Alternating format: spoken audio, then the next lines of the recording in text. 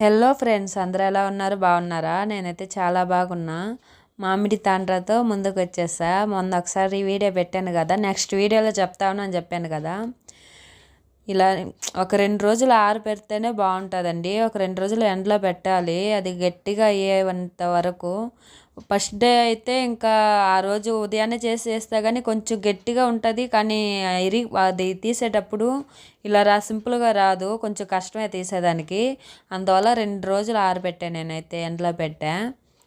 Taste అయితే చాలా బాగునిందండి.